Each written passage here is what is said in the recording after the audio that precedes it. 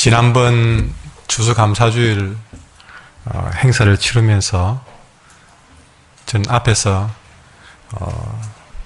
사진을 찍었습니다. 사진을 찍고 그 사진을 쭉 다시 한번 검토하면서 참 우리 한길교 교인들이 다 남자분은 잘생겼고 여자분들은 참 예쁘다 하는 생각을 가졌습니다. 어떻게 이렇게 선남 선녀만 모이는가 생각해보니 앞에 서 있는 한 목사 이렇게 잘생겼는데 안 이쁠 수가 없고 멋지지 않을 수가 없다. 그 뒤에는 별로 동감하지 않으시면 어떤 의미인지 그냥 기분이 좋았습니다. 모두가 웃음에서 아름다움이 묻어나는 것 같아요. 아마 우리가 근본 눈, 코, 입 가지고 얼마나 차이 나겠습니까? 얼마나 차이 나겠어요. 다 커서 거기지. 근데 거기에 미소만 더하면 누구든 다 멋쟁이고 예쁘다는 생각을 했습니다. 그러면 그냥 우리가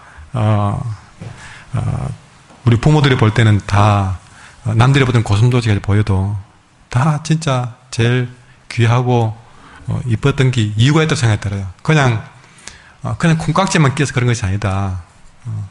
그렇게 사랑스러운 눈으로 보는데 어느 자식이 못생긴 자녀가 있겠습니까? 그러니까 우리가 보는 마음, 사랑스러운 눈으로 보고 또 그냥 기쁘게 웃을 수만 있다면 우리는 훨씬 더 지금보다 더 멋지고 우리가 다른 수천들에서 성행하는 것보다 이런 우리가 기뻐할 이유를 찾아서 감사할 이유를 찾아서 감사하고 기뻐하는 것이 수천만의 성행보다 더 낫다는 생각을 갖습니다.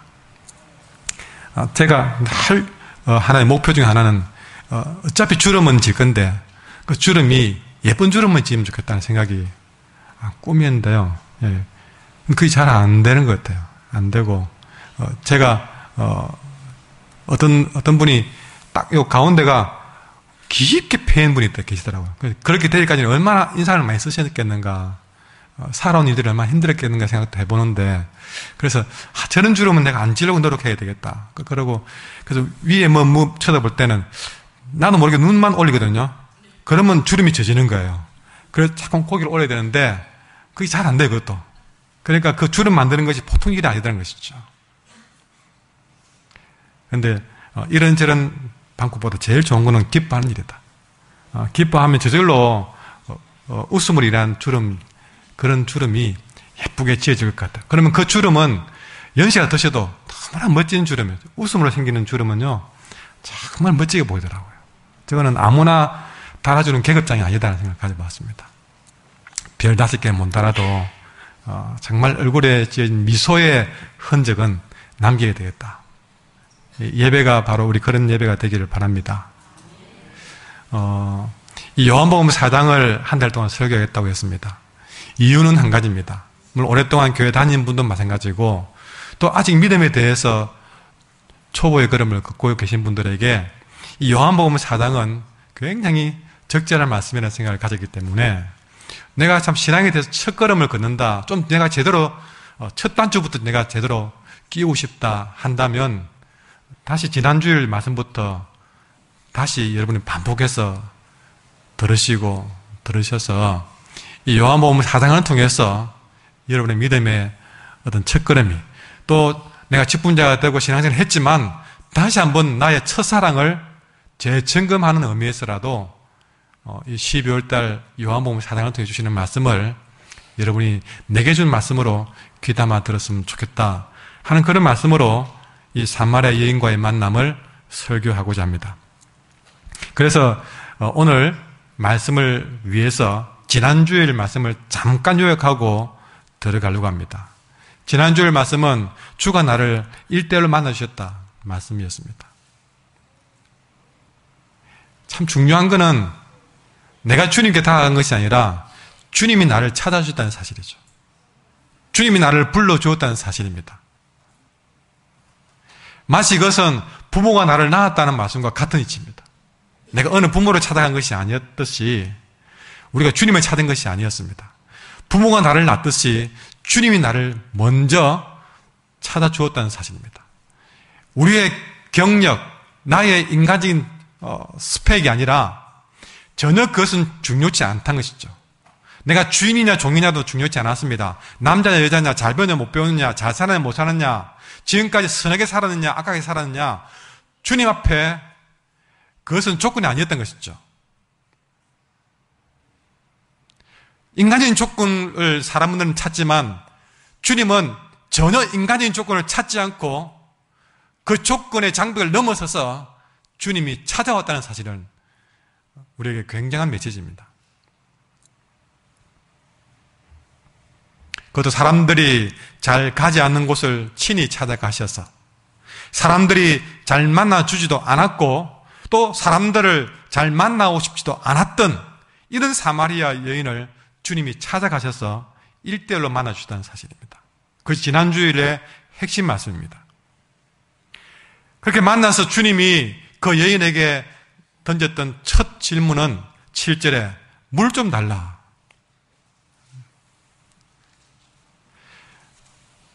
여러분, 전도를 우리가 영적인 만남을 너무 거창한 것으로 시작하려고 하지 마십시오.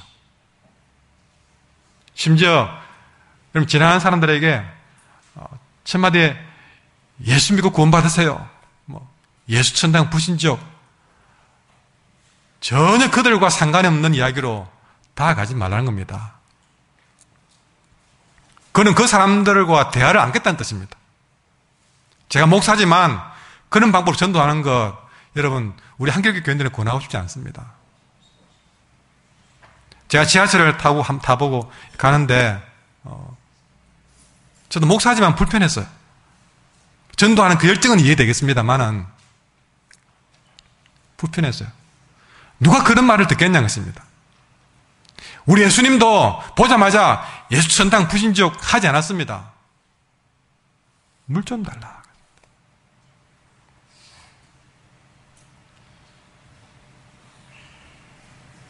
여러분, 사람들이 해왔던 그걸 따라가려고 하지 마세요. 우리 주님은 그걸 가르치지 않는데 우리가 엉뚱한 방법으로 그 주님이 원하는 길처럼 하지 말라는 겁니다. 많은 이야기를 해서 한 사람을 살려야 될 일인데 첫 마디부터 우리가 말을 막아버리면 되느냐는 것이죠. 심지어 전도하러 나갈 때 성경책도 들고 나지 말라고 그렇게 가르치는 것도 있습니다. 이해가 됩니다. 이해가 돼요. 여러분이 어떤 스님이 머리 그래가지고 승복 입고 목탁 들고 여러분에게 다가오면 어떻게 하겠습니까? 스스로 물러나기부터 하겠죠.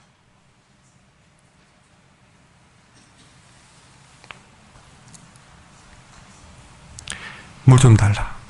정말 전도도 배려가 되어야 됩니다. 그 여인이 우물가에 만났기 때문에 딱 우물에 맞는 대화를 시작하신 것이죠. 서점이었다면 물 달라고 말씀하지 않았을 것입니다. 물이 우물가이기 때문에 물 달라는 말로 시작하시는 주님. 그는 그 사람에 대한 관심이고 배려입니다. 전도는 그 사람에 대한 배려부터 되어야 된다. 그 사람이 믿든 안 믿든 믿는 사람이 나는 믿는 사람이고 너는 안 믿는 사람이고 나는 천국 갈 사람이고 지옥 갈 사람이고 딱 선을 그어서 하는 것이 아니라 그 여인에게 가장 적절한 게 뭔가를 생각하고 맞추어서 그 여인에 맞추어서 그 여인의 눈높이에 맞추어서 입장에서 배려하는 마음이 없이 무엇을 전도하는 말입니까? 사랑이 없는데.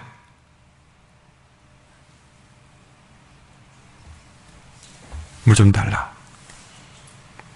주님은 이 여인이 어떤 여인인지 어떤 삶을 살았는지 다 알고 만났습니다. 그러나 그 여인은 자기 앞에서 말씀하는 그분이 누군지를 전혀 알 수가 없습니다. 그래서 주님 앞에서 딴소리만 합니다. 여러분, 믿지 않은 사람이 여러분 전도할 때 딴소리 한다고 예수를 믿어 내 주먹을 믿지, 화낼 필요 없습니다. 그분이 내가 어떤 마음으로 하는지 모르고 하는 일인데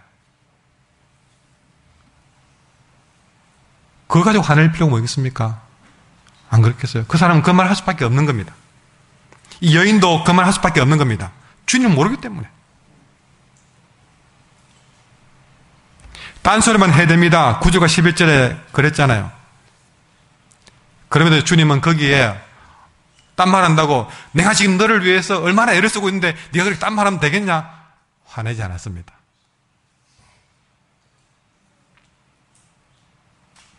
이 여인은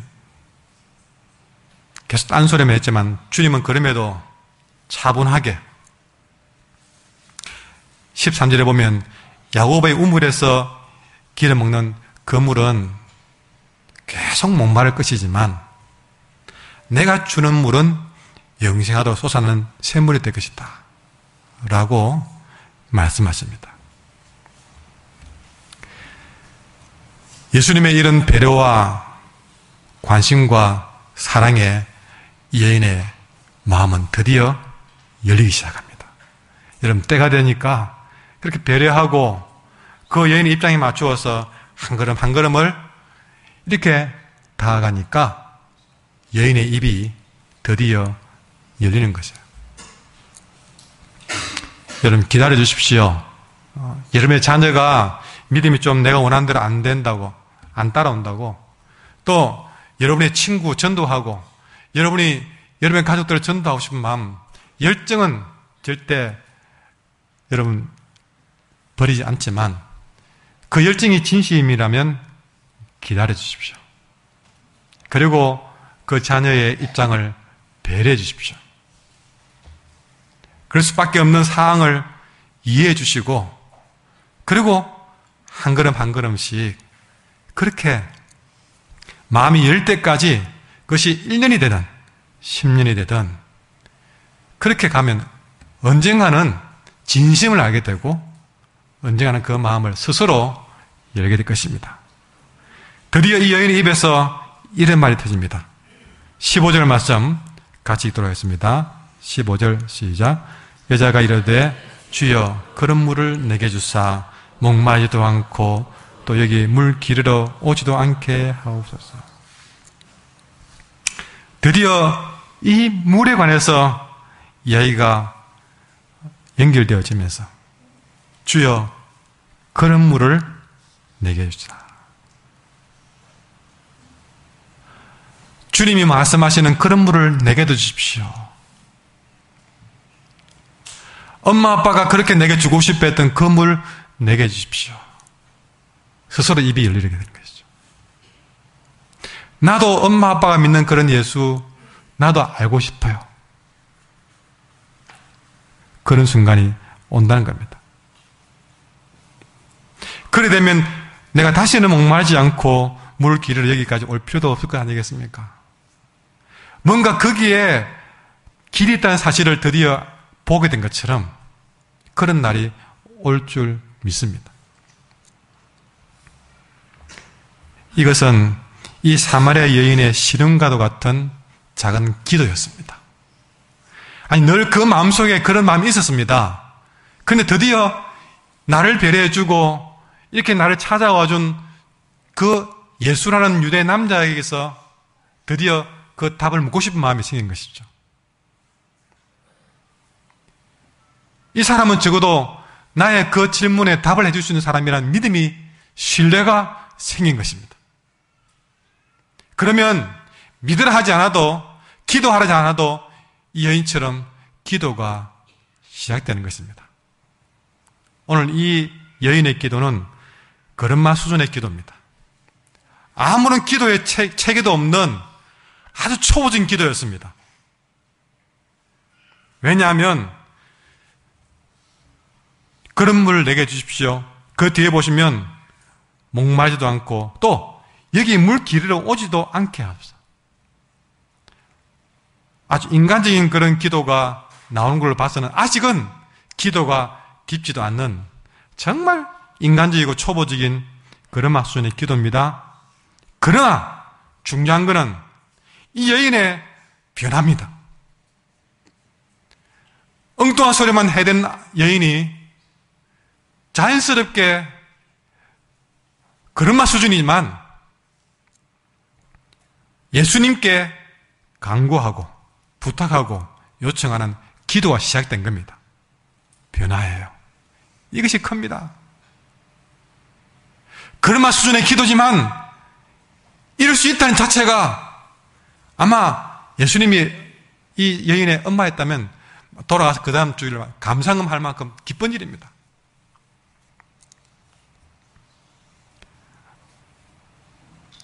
눈에 보이지 않을 만큼 작은 변화지만 대단한 변화를 예감해주는 엘리야의 작은 먹구름과 같은 겁니다.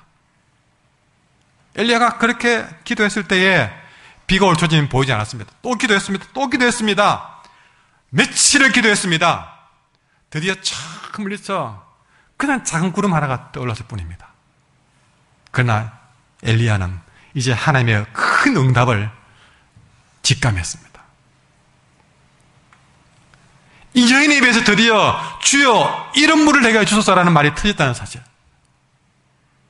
거기 보십시오. 주여 주십시오. 주님께 구했다는 것이죠. 다른 곳이 아니라 주님께 구한 것입니다. 그리고 내게 달라고 한 것입니다. 나에게 주십시오. 그리고 그 말 속에는 지금 달라고, 초보적인 기도였지만 중요한 건 다 들었습니다. 주님께 구했잖아요. 내게 달라고 했잖아요. 지금 달라고 했잖아요.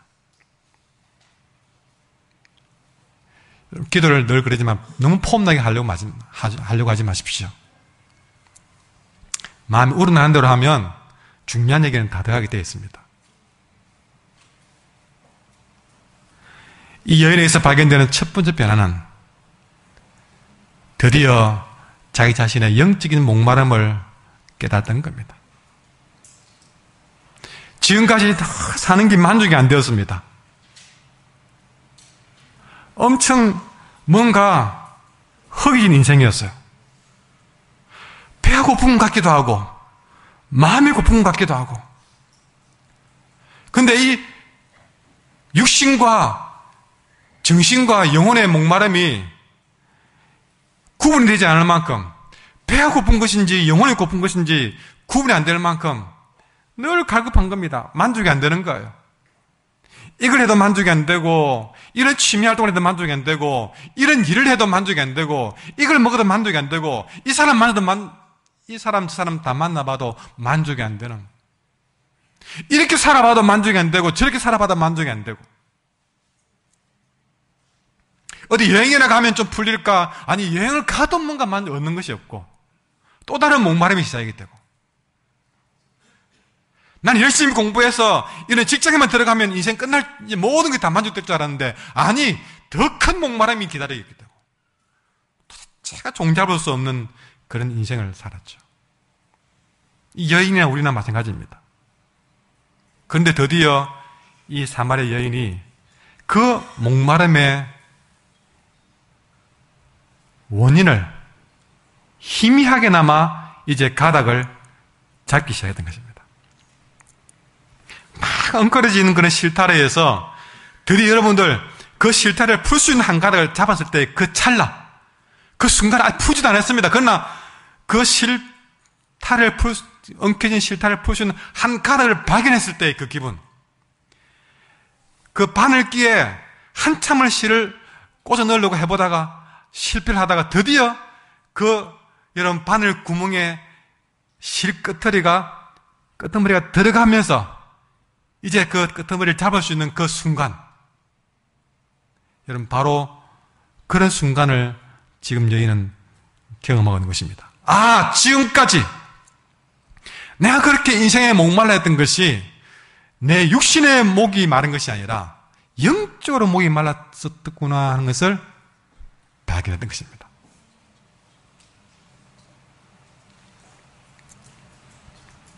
여러분, 지금 이 순간 나의 영적 목마름을 깨달으셔야 됩니다. 여러분도 인생에 여기에 만족이 있을까, 저기에 만족이 있을까, 이 자녀를 키우면 만족이 있을까? 이 남편 만나면 만족이 있을까? 이 일 하면 만족이 있을까? 우리는 정말 만족을 찾기 위해서, 행복을 찾기 위해서 지금까지 수많은 일들을 해왔습니다. 그러나 그 어디에도 여러분을 만족시킬 것은 없을 것입니다.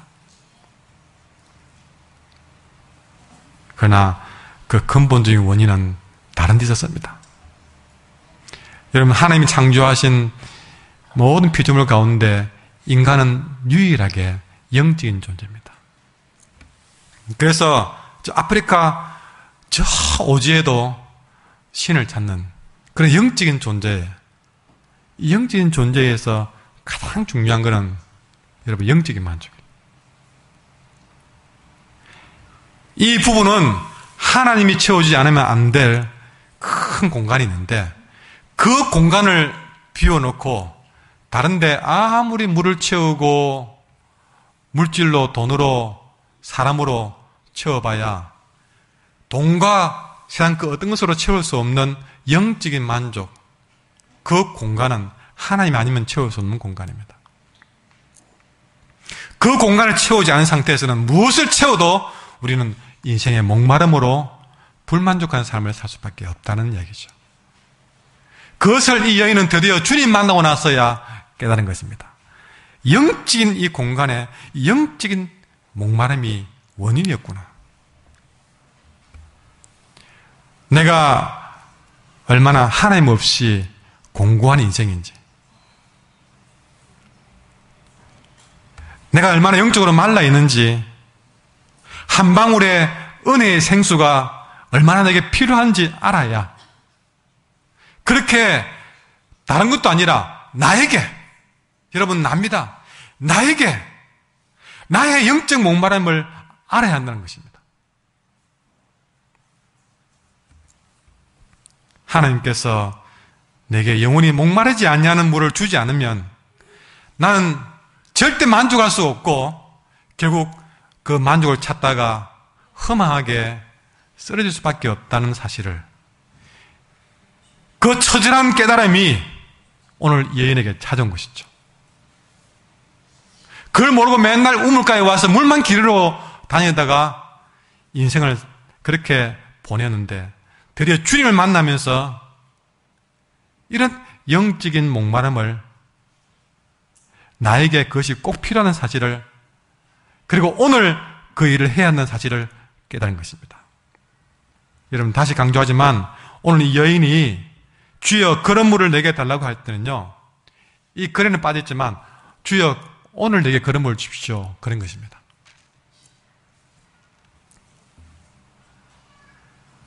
오늘입니다.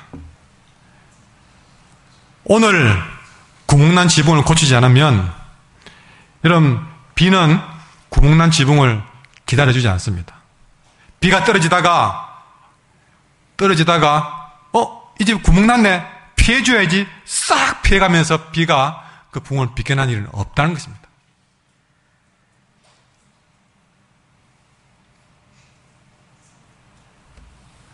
마찬가지로 여러분 기도는 언제나 오늘 지금 느끼는 이 순간에 들어야 된다. 내가 뭔가 영적인 목마름이 필요할 때 지금 물을 마셔야 되는 것처럼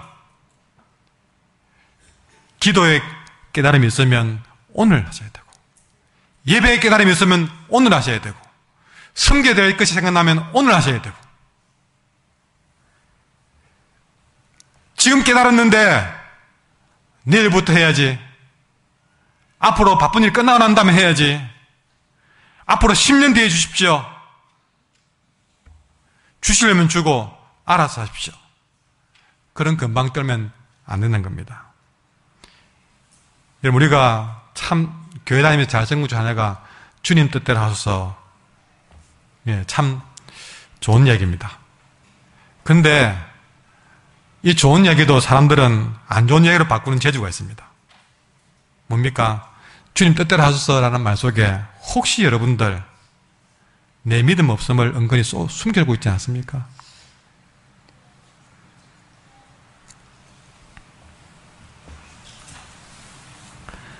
주여 그런 물을 내게 해주셔서 더 이상 목마르지도 않고 여기 물길을 오지도 않게 하소서.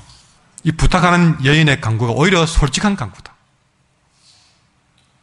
믿음 있는 척 주인 뜻대로 하소서라고 그러면서 나의 믿음 없음을 숨기는 것보다는 오히려 대놓고 오늘부터 여기 물기로 오지 않게 해소서라는 인간적인 말을 하더라도 이 여인의 기도가 더 솔직한 기도다.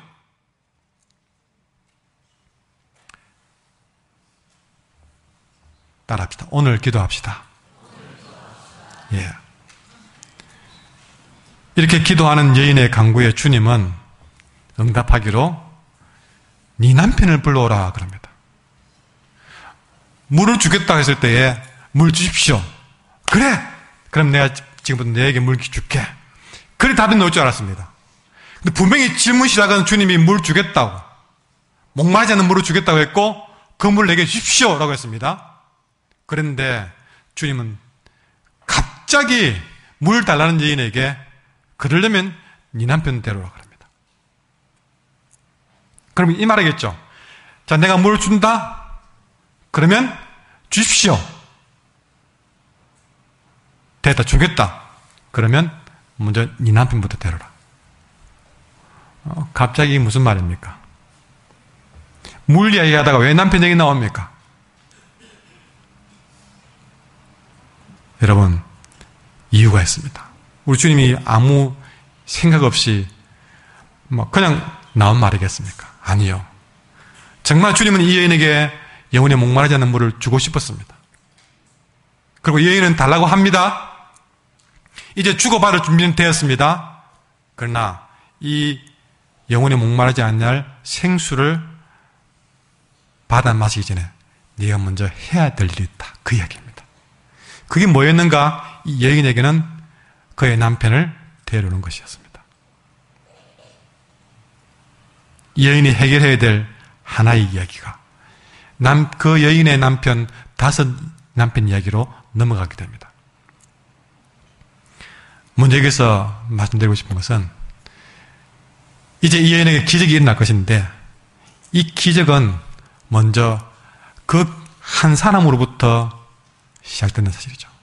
다시 말하면 이 기적은 한 사람의 변화부터 시작되는 것입니다. 이 여인이 기적이 일어나기 위해서, 변화되기 위해서 넘어가야 될 조건이 아닌데 그것은 뭐냐면 이 여인의 상태가 육적으로는 어떻습니까? 요한복음 4장에 보면 성경에 나오는 그대로입니다. 이 여인의 육적인 상태는 지금까지 5 남편을 만났던 것입니다.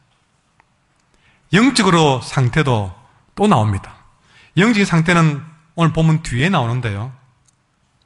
앞부분에도 지난주에 말씀드렸지만 야곱의 우물에 대해서 말씀드렸잖아요. 야곱의 우물이 과거에는 참으로 영적으로 유명한 곳이었지만 지금은 아주 볼품없는 그런 존재가 되어버렸다. 그 야곱의 우물을 의지하고 살았던 것은 이 여인의 상태가 그렇게 처음과 같지 않은 처산을 잃어버린 그런 황폐한 모습으로 되었다는 것이고, 그리고 이 여인의 입에서 가만히 보면 야곱의 우물 이야기하고 또 뒤에 보면 축복의 그리심산 이야기를 하고 이런 얘기를 한다는 것은 이분이 신앙생활을 전혀 아는 초신자가 아니고 가만히 보니까 지금으로 말하면 교회에 늘 다니는 사람이라는 것이죠. 보니까 어느 교회 집사나 권사 좀 되는 사람입니다. 여인이니까요. 그러니까 다니면서 어딜 가나 툭 건드리면 주여 그런 사람이에요. 얼마나 신앙적으로 이분이 신앙생활에 다 젖어 있냐면요, 무조건이야 다 듣고 난 다음에 아멘할 사람입니다. 노래만 오면 아멘하고, 누가 무슨 강의 들으면서 듣고 아멘할 사람이에요.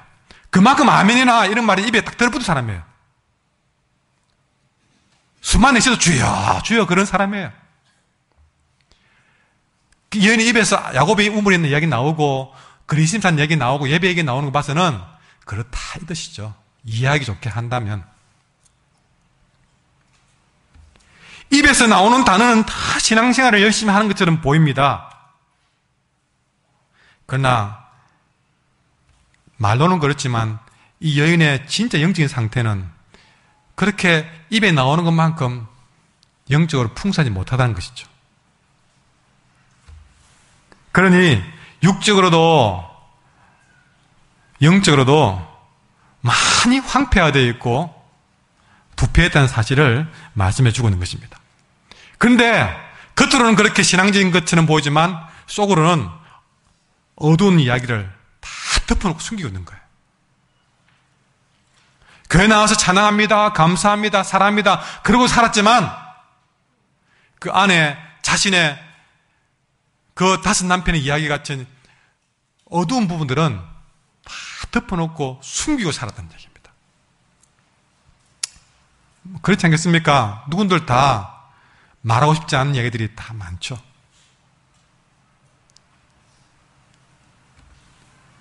근데 오늘 예수님은요, 그렇게 이 여인이 겉으로는 괜찮은 척, 그러나 속으로는 덮어놓았던 이 이야기들을 스스로 감추고 싶었던 이 어두운 부분을 주님은 알고 있습니다.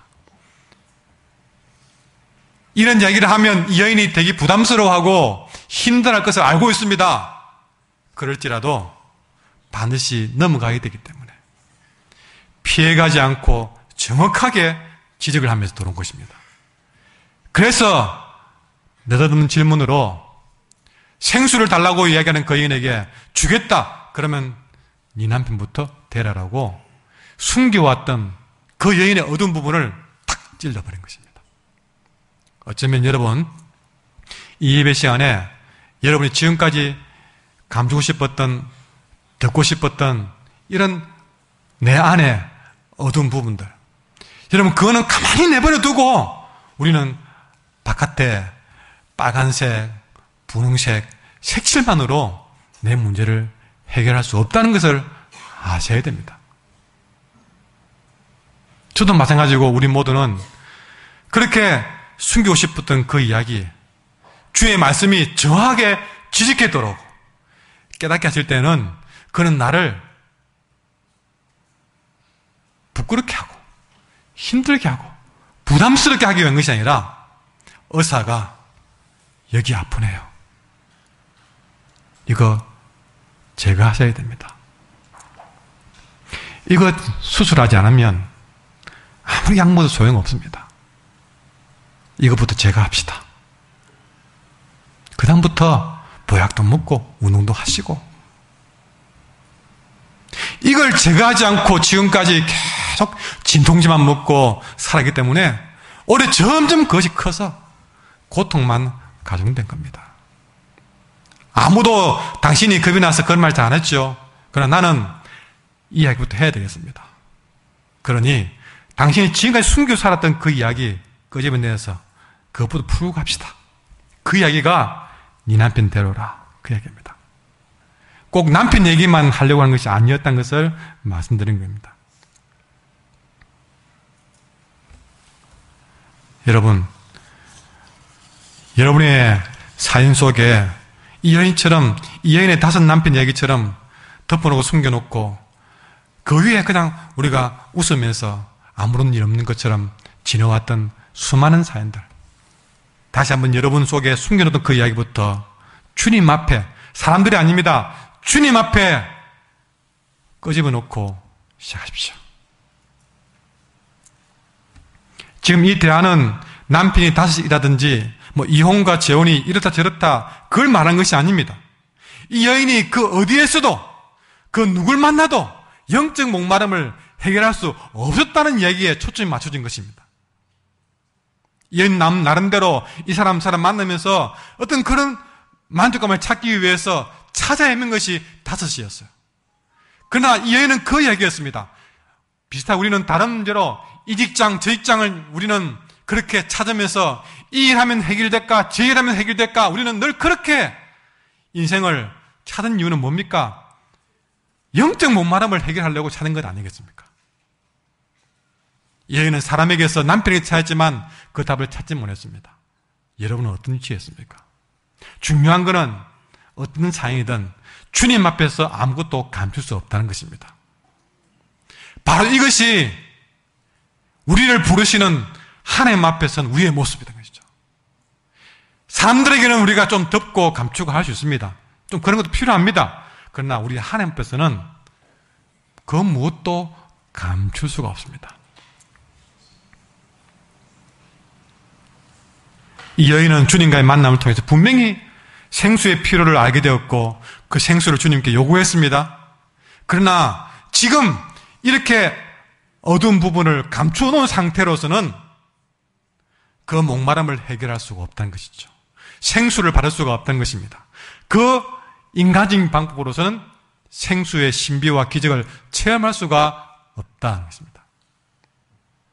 그러니 이 생수를 받아 마실 수 있는 그 일을 위해서 먼저 해야 될 일은 여러분, 이 여인에게는 남편이 없다는 고백부터 시작됩니다.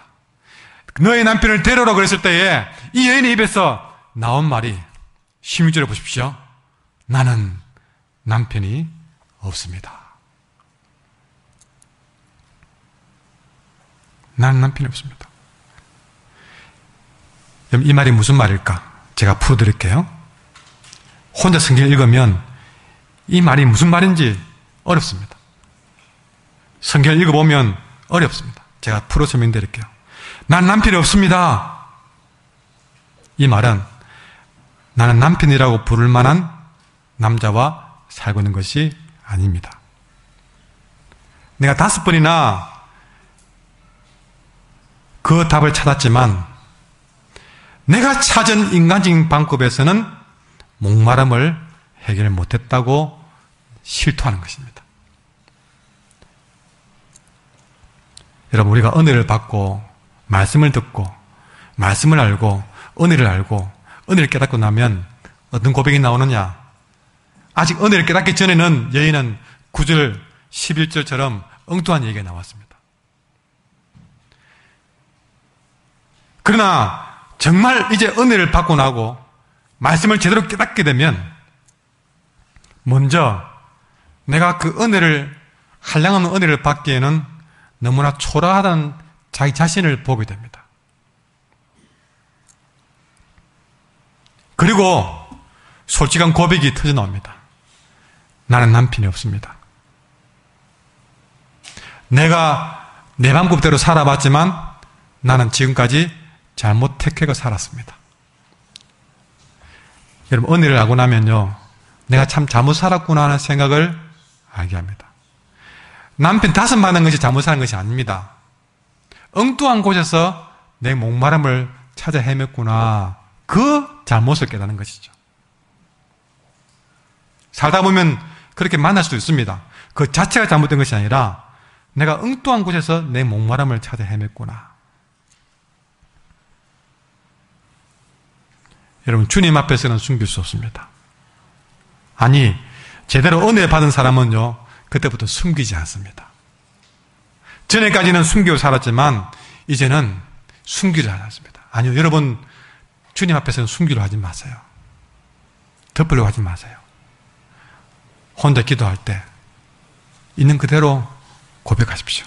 없다면 없다로, 잘못했으면 잘못했다고, 내가 헛살았으면 헛살았다고, 헛짚었으면 헛짚었다고 숨기지 않습니다. 이 솔직한 고백 앞에 주님이 어떻게 나오실까? 여러분, 이렇게 솔직하게 고백하니까 주님은 그 여인이 지금까지 지고 왔던 죄의 멍에를 제일 먼저 풀어주십니다. 여러분, 솔직히 고백하면 그거 가지고 그랬자 하면 나무는 것이 아닙니다. 솔직히 고백해 나올 때에 드디어 그 짐을 내 어깨에서 내려주는 거예요. 암떼같이 내 마음속에 콕 짓누르고 있던 그 무거운 짐을 주님, 아무리도 말 못했지만 이것이 내 인생의 가장 큰 짐이었습니다라고 말하고 고백하고 나오면, 내가 정말 잘못해서 이런 짐을 지고 살았습니다라고 고백하고 나오면 그 어디나 풀 수 없었던 그 엉덩이를 하나님이 도려내어서 풀어주시는 거예요. 여인이 듣고 숨기고 싶었던 그 아프고 부끄러운 과거로부터 내가 여기서부터 잘못되었습니다라고 고백하는 순간 주님은 그래, 정말 너 그 일이 옳았다. 그러면서 여러분 뭐라고 그럽니까? 17절에 너가 남편이 없다는 말이 옳도다. 인정해 주십니다. 드디어 네가 잘하구나. 내가 그 대답을 원했다. 너가 참말을 했다. 여러분 우리가 똑똑한 말을 한 것이 옳은 말 아니라 나의 숨겨놓은 진심을 주님 앞에 제대로 토해놓을 때에 주님이 인정해 주시고 인정해 주는 그 여인의 가장 무거운 짐을 드러내면서 수고하고 무거운 짐진 자들아 다 내게로 오라. 내가 너희를 쉬게 하리라. 그 짐을 드러내 주신 그 짐을 드러내는 순간 이제 여인은 그 칙칙했던 지난 과거라는 어두운 터널을 팍 빠져나오게 된 것이죠. 그 무거운 짐을 내게 어깨에서부터 드러내는 순간 날듯이 이 여인은 그 모든 얽매기 쉬운 죄의 짐을 벗어버리며 나귀짓을 하게 되는 것입니다. 그 순간부터 이 여인이 입에서 예수님을 부르는 고백이 달라져 버렸습니다. 여러분 그 앞에는 보면 이 여인이 예수님을 어떻게 부르신 줄 아십니까? 9절에 보십시오. 사마리 여자가 이르되 당신은 그랬습니다. 당신은 그랬습니다.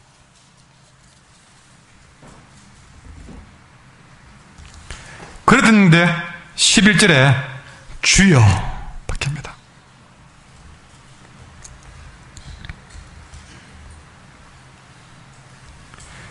그 고백이 19절에 와서는 주여 더 크게 더해서 내가 보니 선지자로소이다. 이것이 좀 더 나가서 29절에 나오면 이는 그리스도가 아니냐. 당신이라는 말이 주여에서 선지자에서 나중에는 완벽한 그리스도로 고백이 달라집니다. 여러분 고린도서 12장 3절에 이런 말씀입니다. 내가 너에게 알게 하노니 하나님의 영으로 말하는 자는 누구든지 예수를 저주할 자라 하지 않고 성령으로 아니하고는 누구든지 예수를 주시라 할 수가 없느니라. 어두운 터널에서 빠져나온 이 여인은 이제 더 이상 그 어두운 자리로 돌아가지도 않을 뿐만 아니라 생수와 축복의 자리에서 밀려난 이방인처럼 맴도는 자가 아니라 생수의 주인공, 예배의 주인공으로 이제 자리 바꿈하게 된다는 사실입니다. 그 생수와 예배의 축복의 자리에 들어가기 전에 먼저 이 여인이 해야 될 것은 내게 남편이 없나이다. 자기의 진실한 덮어놓은 자신의 모든 과거를 고백하는 신앙 고백이 필요한 것이죠. 그 고백 위에 주님의 내가 옳도다 인정하시고 그 죄를 사해 주시는 용서의 축복이 있을 때에 드디어 그 사람이 영원히 목마르지 않은 생수의 주인공이 되고 진지한 예배자의 축복의 자리에 들어가게 되고 예수를 그리스도라 부르는 자리에 들어갈 수가 있는 것입니다. 더 이상 이 자는 사마리아 여인도 아니요 영적인 이방인도 아니요 영적인 주인공으로 거듭나는 것입니다. 이처럼 주님은 이 여자로 하여금 제일 먼저 자기 자신의 숨기던 문제를 제대로 보게 하시고 나 영적인 상태가 육신의 목마름이 아니었구나 영적인 목마름이었구나 사실을 보게 하시고 그리고 그 영적인 모든 목마름의 원인은 내가 나의 모든 잘못된 길을 인정하지 않고 그저 덮어놓았던 여기에 문제가 있었구나. 그래서 이제 나의 문제를 고백하게 만드는 주님 앞에 진심으로 고백하게 만드는 그 고백이야말로 내가 어두운 터널을 벗어나는 첫 단추였구나 하는 사실을 깨닫게 하신 것입니다. 이렇게 고백했을 때 주님은 우리의 문제를 해결해 주시고 드디어 영혼의 목마르지 않은 생수를 마시는 온전한 예배자로 주님께서 우리를 이끌어 가시는 것이죠. 이 단계는 피해갈 수 없습니다. 깨달음과 고백과 사죄의 은총과 예배자, 영혼이 목마르지 않는 생수의 주인공. 이것은 사마리아 여인뿐만 아니라 우리 모두가 가야 될 길인 줄 믿습니다. 결국 이 과정을 거쳤을 때에 드디어 예수님과 여인은 예배에 관해서 이야기를 하게 됩니다. 오늘 말씀의 제목이 예배의 회복을 이룰 때까지 무엇이 필요한가를 말씀드린 것입니다. 여러분, 이처럼 말씀은 바위돌 같았던 우리의 선입견과 마음, 아무것도 결실을 맺지 못하는 끊임없이 목마를 수밖에 없는 이런 황폐한 마음에 하나님의 말씀은 생기를 불어넣고 그 생기가 이 여인의 인생을 변화시켜 놓기 시작했습니다. 그 어떤 바위돌 같은 마음도 주님이 불어넣는 생기를 막을 수도 없고 거부할 수도 없음을 깨닫게 됩니다. 이 과정을 거치면서 드디어 이 여인은 예배에 관심을 갖기 시작했습니다. 여러분, 오늘 이 말씀을 맺으면서 부탁을 드립니다. 우리가 예배의 회복을 이루어야 되는데 그 예배의 회복을 이루기 전까지 내가 어떤 길을 가야 될 것인가? 오늘 사마리아 여인은 이번 한 주간에 우리에게 숙제를 주셨습니다. 자신의 삶을 돌아보고 나도 이 여인처럼 엉뚱한 곳에서 내 인생의 만족감을 찾아 헤매지는 않았는가? 그래서 이 사람에게 기대를 걸었는데 이 사람이 전혀 내게 기대를 만족을 주지 못한다고 나는 인생을 마치 망쳐버린 사람처럼 절망해버리지는 않는가? 내가 왜 이런 자녀를 낳았어? 내가 왜 이런 남편을 만났어? 내가 왜 이런 직장을 다녔어? 이런 부모를 만나서 내 인생이 이렇게 되었는가? 나는 왜 하늘마다 이렇게 잘못되는가? 나는 어디서 내 인생에 복을 찾을 것인가? 길을 헤매고 살았지 않았습니까? 그 원인은 영적인 목마름이 있다는 사실을 깨닫고 거기서부터 가다를 찾아갑시다. 그랬을 때 드디어 주님은 나의 근본적인 문제가 무엇인가를 내게 말씀해 주셨습니다. 아마 여러분들은 나의 5 남편 이야기는 나에게는 어떤 것인가를 여러분 이미 직감했을 것입니다. 정말 쉬쉬하면서 들킬까 겁을내었던 숨겨놓았던 그것이 암덩어리처럼 내 인생을 끊임없이 목마르게 만든 원인이었다는 사실이죠. 그것을 끄집어놓고 수술하지 않으면, 내가 스스로 고백하지 않으면 절대 우리는 어두운 터널에서 빠져나올 수가 없고, 예배고 생수 우리는 전혀 논할 가치가 없다는 것입니다. 내가 아직도 예수를 믿으면서 집사가 되고 장로가 되고 권사가 되고 목사가 되어도 여전히 그 문제를 덮어놓고 내가 신앙생활 잘하는 것처럼 해봐야 이 사마리아 여인처럼 입으로는 야곱의 우물, 그리심산 예배, 온갖 거룩한 얘기는 다 해봐도 나는 변화되지 않는, 여전히 예전 옛사람의 그 모습으로만 살고 있다는 사실을 아셔야만 됩니다. 그 무거운 덩어리가 나를 여전히 그 자리에 머물게 하고 있는데 나는 이미 저만큼 내 신앙이 자란 것처럼 착각하고 사는 것입니다.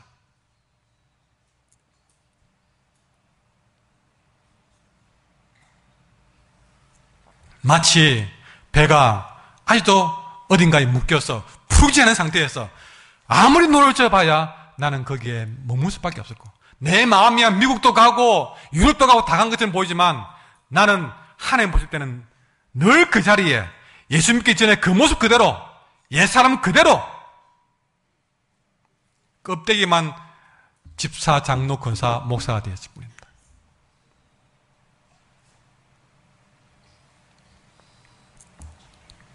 여러분, 그 모습은 어떤 느낌을 주는지 아십니까? 나는 변하지 않으면서 여전히 내가 변한 것처럼 살았을 때의 모습은 지금 이 시국과 같은 모습입니다. 어마어마한 실망감. 어떻게 대통령이 그럴 수 있어? 한갓 동네 아주머니들이 벌일 만한 그런 일들이 한 국가를 농락하는 이 사건을 볼 때에 그 안에 진지한 모습들을 드러내지 않고서는 세상 사람들이 볼 때 우리 믿는 사람들을 그렇게밖에 볼 수가 없다는 사실입니다. 오늘 내가 겉으로 집사가 되고 장로가 되고 목사가 되고 권사가 되어서 더더욱 그렇네 할 때는 더더욱 그런 모습을 준다는 사실입니다.